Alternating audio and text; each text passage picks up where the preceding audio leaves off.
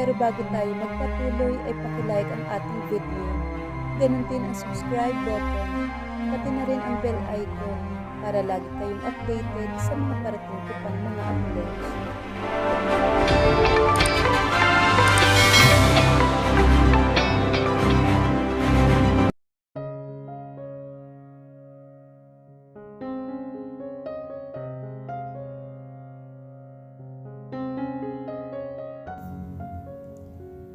Biglang parang tumigil ang pagtibok ng puso niya sa isinigaw ni Percy.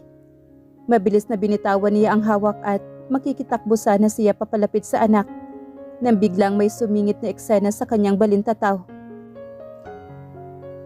Kailangan na natin siya madala sa ospital. Ani naman ni Percy na nasa harapan niya na nagpabalik sa kanya sa realidad. Karga-karga nito ang umiiyak na si Lexa. Bumukas sara naman ang bibig niya. Wala siyang maapuhap na salita. Namamasa rin ang mga mata niya. Naramdaman niya ang paghawak ni Percy sa balikat niya. Kumalma ka. Magiging okay din si Axel. Naaawang anito sa kanya. Para naman siyang natauhan nang marinig ang pangalan ng anak. Si Axel. Dinala na siya ni Anthony sa helicopter. Halika na. Anito at inalalayan siya maglakad. Para naman siyang wala sa sarili lalo na at patuloy ang pagdagsa ng mga alaala sa kanya. Adam, aniya sa isip na makita niya si Anthony sa loob ng helicopter. Kalong-kalong nito si Axel. Namumutla ito at kita ang takot at pag-alala nito para sa anak nila. Si Adam at si Anthony ay iisa. Naalala niya. Pero hindi niya maalala kung sino ba talaga si Adam. May mga magulang siya. Hindi siya ulila. Sakay na! Sigaw naman ni Adam sa kanya nang hindi pa rin siya tumalima. Malakas ang boses nito dahil sa ugong ng helicopter.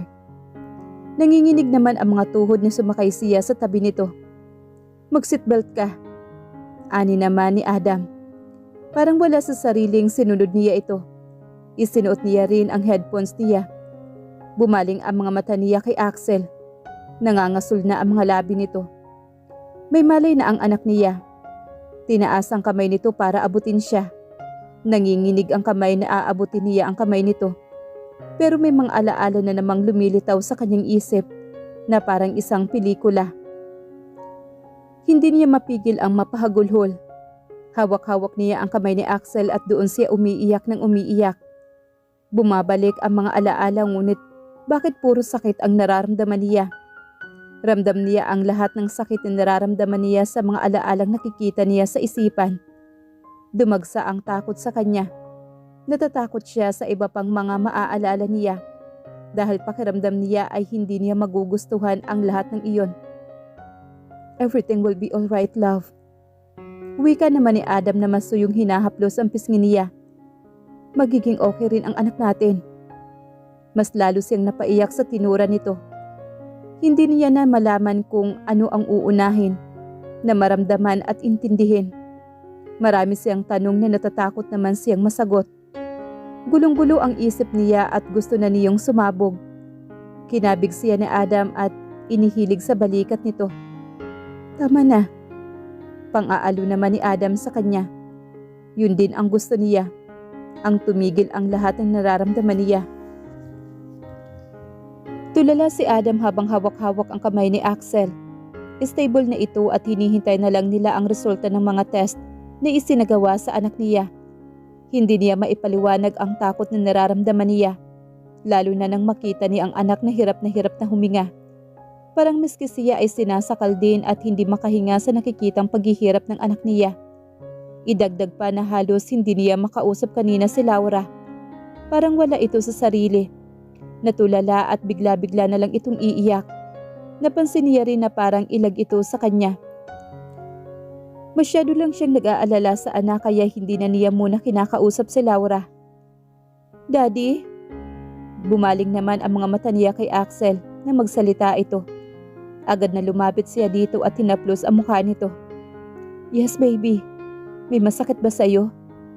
Masuyong tanong naman niya sa anak. Marahan itong umiling. Awang-awa siya dito. dahil halatang hinang-hina ito. "Where's Mommy?" Nginitian niya ang anak at hinalikan sa noo. "Nandyan sa labas. May binili lang. Mamaya nandito na si Mommy." Aniya dito, kahit hindi niya alam kung nasaan ngayon si Laura. Nasyak siguro ito sa nangyari. Hindi rin siguro nito kinakaya ang paghihirap na nakikita sa anak nila. Kung siya nga ay halos madurog ang puso niya, nang halos mag-agaw hininga ito. Hindi pa lumalabas ang resulta ng ECG nito at ng XKG ni Axel, pero ang sabi ng doktor, may posibilidad daw na may abnormal sa puso ng anak niya. Muling pumikit si Axel at natulog. Hinayaan na muna niya ito na makapagpahinga. "How is she?" tanong naman ni Percy nang pumasok sa private room ni Axel. "Stable, for now. Nakita mo ba si Laura?" Lumapit naman si Percy kay Axel at masuyong hinalikan sa noo ang anak niya. Alam niyang mahal na mahal nito ang mga anak niya at ganoon din naman ang mga anak niya sa kaibigan. "You mean Camila?" Nakataas ang kilay na tanong nito. Nagtagis naman ang bagang niya. Nitong mga araw madalas niyang mababanggit ang tunay na pangalan ni Laura. Lalo na minsan kapag nag-iisa ang mga katawan nila. Hindi niya alam kung napapansin iyon ni Laura, pero wala itong nababanggit sa kanya. Kaya pinagsasawalang bahala na niya lang ito.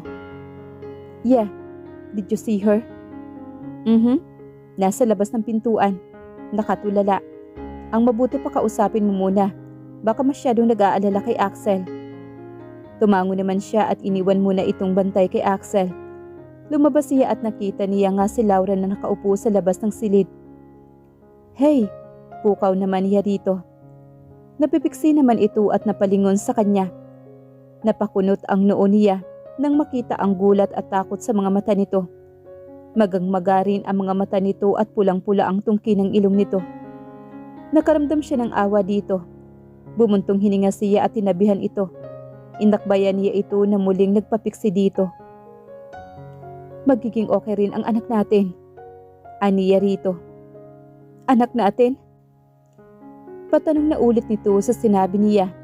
Nahimigan niya ang sarkasmo sa tono ng boses nito. Nag-iwas ito ng tingin sa kanya at bahagyang pinunasan ang mga mata. "Kukuha lang ako ng kape." Bigla itong tumayo at ni hindi malang siya nilingon.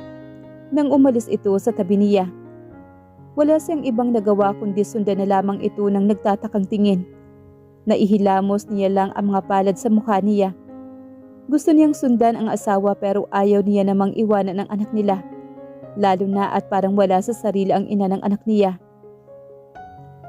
Walang direksyon ang mga paa ni Laura na naglalakad siya na naglalakad at walang siguradong pupuntahan. Hindi siya dapat ganito. Hindi siya dapat umalis sa tabi ng anak niya. Pero hindi niya maalis sa dibdib ang bigat na kanyang nararamdaman. Ngayon may mga bahagi na siya sa nakaraan na naaalala. Gulong-gulo naman ang isip niya. May mga tao siyang natatandaan pero hindi niya maalala kung paano at kailan niya nakilala ang mga ito. Kung paano mahahanap at makakausap ang mga taong iyon. Sa ngayon ay si Adam pa lang ang natatandaan niya. Nakasama niya ngayon, pero hindi niya naman ito matanong ng diretsahan. Natatakot siya at hindi niya alam kung para saan ang takot niya. Gusto niyang sumigaw at tumakbo. Takasan ang nararamdaman niya ngayon. Gusto niya ring pigilan ang mga alaalang bumabalik, pero hindi niya magawa iyon. Kung ngayon pa lang nakakaunti pa lang ang bumabalik, napakasakit na. Paano pa kaya kapag bumalik na ang lahat ng alaala niya? "Yung babae masasagasaan!" Malakas na sigaw ng kung sino man. Nang lumingon siya ay nanlaki ang mga mata niya nang makitang may paparating na sasakyan at bubunggo sa kanya. Para siyang itinulos sa kinatatayuan niya. Hindi niya magawang umiwas, kaya naman pumikit na lamang siya at hinintay na mabunggo ng sasakyan. Sunod niyang narinig ay ang tilian ng mga tao. Nanginginig ang buong katawan niya pero ilang segundo na ang lumipas. Wala siyang kahit na anong naramdaman. Naglakas siya ng loob na imulat ang kanyang mga mata. Hood ng kotse ang nasilayan niya.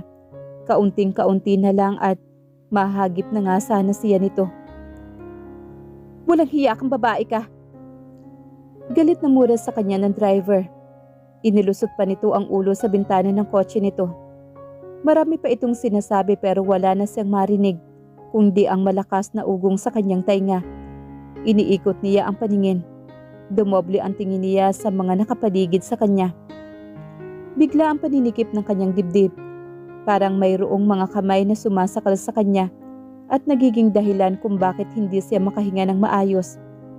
Hindi niya alam ang nangyari sa kanya. Ang tanging nakita niya na lang ay ang pag-ikot ng mundo at unti-unti niyang pagbagsak sa semento. Bago pa siya mawala ng malay, 2 pares ng paa ang nagmamadaling tumakbo papalapit sa kinaroroonan niya. Si Anthony, hindi, si Adam. Lumuhod ito sa harap niya at mabilis na kinalong ang kanyang ulo. May mga sinasabi ito na hindi niya marinig. Puno ng pag-alala ang mukha nito. Pakiramdam niya nangyari na ang ganitong eksena sa pagitan nila ni Adam. Ganito yun. Adam! Malakas na sigaw niya, sabay bangon. Hinihingal siya at tagaktak ang pawis niya. Alam niya na lahat.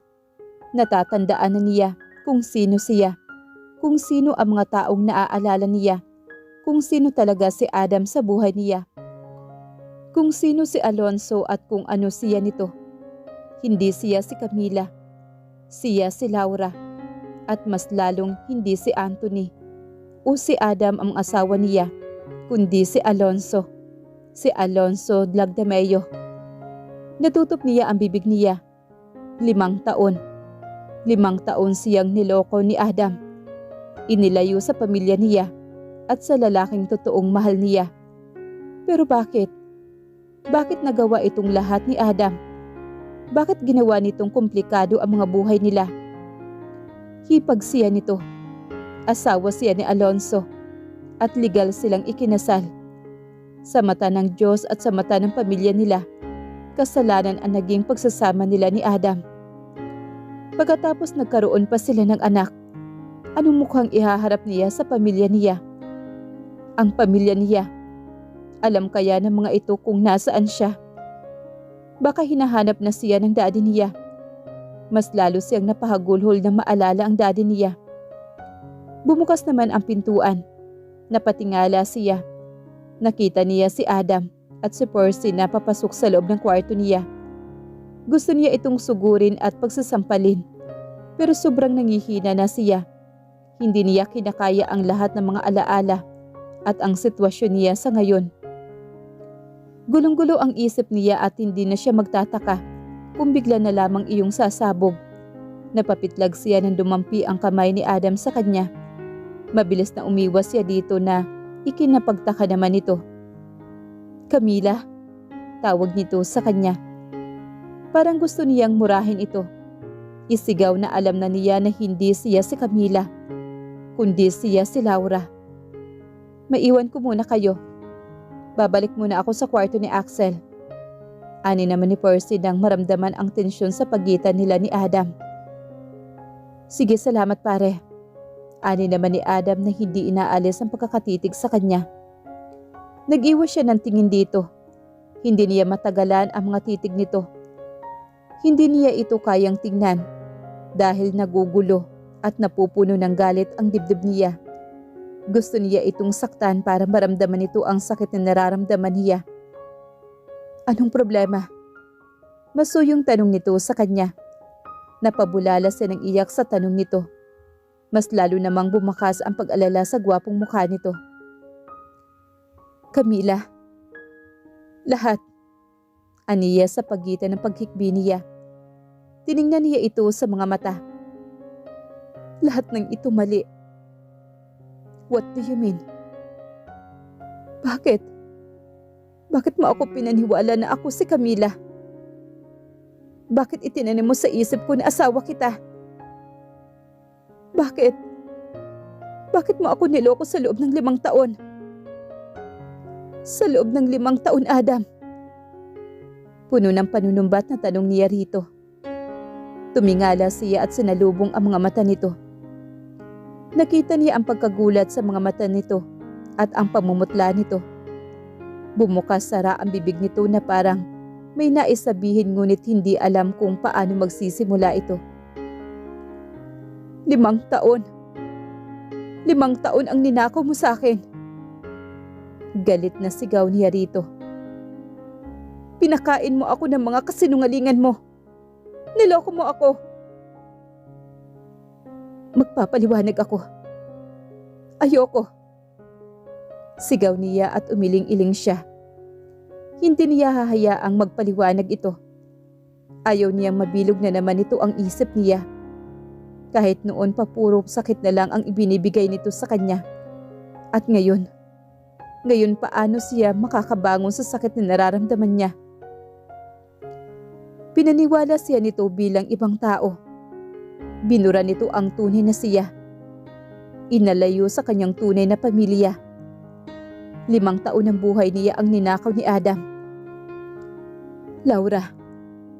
Lumapit sa kanya si Adam at mahigpit siyang niyakap nito. Please, nagmamakaawa ako sa iyo. Pakinggan mo muna ako. Ang kapal na mukha mo. Hindi ako makikinig sa iyo. Walang hiya ka, Adam. Napakawalang hiya mo. Halos manikip ang dibdib niya sa paghagulhol.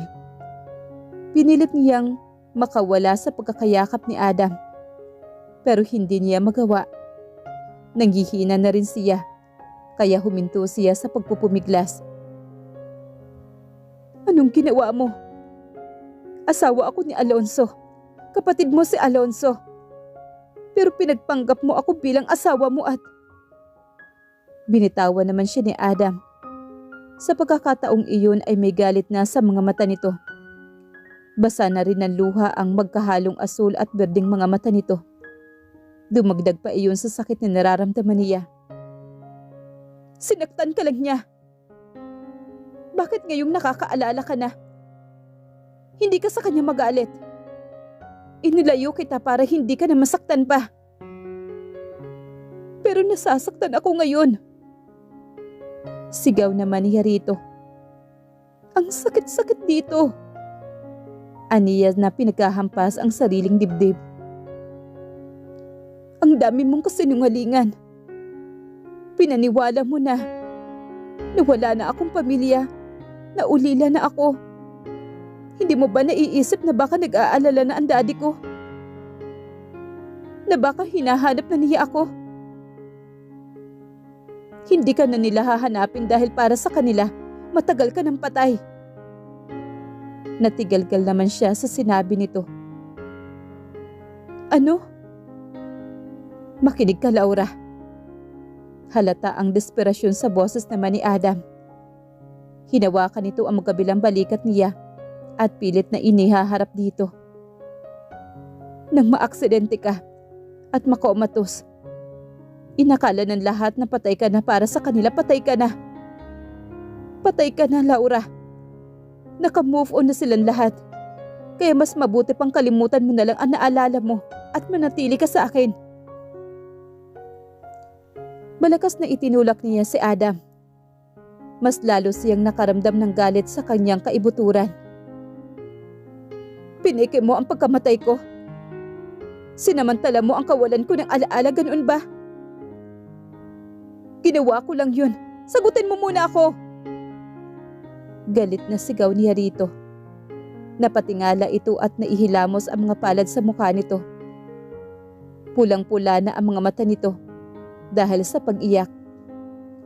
Maging siya ay ganoon din. Masakit na nga ang lalamunan niya sa pag-iyak at pagsigaw. Pero hindi niya mapigilan dahil sa galit na nararamdaman niya rito. Oo. Isang malakas na sampal ang ibinigay niya kay Adam. Minanipula nito ang buhay niya at ang lahat ng tao sa paligid nila. Gumawa ito ng sariling mundo at itinamay pa siya nito. Anong karapatan mong panghimasukan ang buhay ko? Puno ng pait at panunumbat ang tanong niya rito. Nagulat siya nang biglang lumuhod si Adam sa harapan niya at yakapin ang baywang niya. Alam kong wala akong karapatan pero mahal kita, Laura. Mahal na mahal kita. Kinausap ko si Alonso. Sinabi kong huwag ka niyang sasaktan. Pero ginawa niya pa rin. And I almost lost you. At hindi ko kayang mawala ka sa akin. Kaya na magkaroon ako ng pagkakataon, kinuha ko na. Nang malaman kong wala kang maalala, pinili kong gumawa ng mundo para sa ating dalawa. Pineke ko ang pagkamatay nating dalawa para makapagsimula tayong muli. Doon sa walang nakakakilala sa atin. Doon sa lugar na kaya mo akong mahalin. Nagmamakaawa ako, Laura. Dito na lang tayo. Dito na lang sa mundo na hindi natin kailangang balikan ang nakaraan. Masasaktan ka lang doon. Ako lang ang piliin mo. Kami namang anak mo. Napapikit siya nang maisip ang mga anak niya. Si Lexa at si Axel. Kaya niya bang talikuran ang mga anak niya? Pero paano ang pamilya niya? Ang daddy niya? Umiling siya at tinanggal ang kamay ni Adam sa baywang niya. Laura, kailangan kong bumalik. Patuloy ang masaganang pag-agos ng mga luha niya. Habang nakatingin siya sa mga mata ni Adam, na unti-unting nawawalan ng buhay. Hindi ko kayang manatili sa mundo na pinuo mo. Kailangan kong balikan yung mga taong importante sa akin. Aniya dito. Kahit panay ang hikbi niya.